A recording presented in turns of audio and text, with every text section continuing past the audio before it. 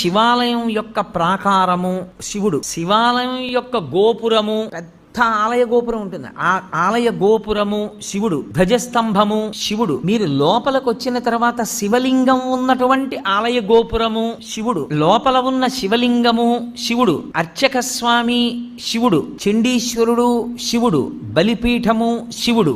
8గా ఉంటాడు శివుడు. ఈ 8లో మీకు ఏది కనపడినా మీకు శివదర్శనమైనట్టు లెక్క.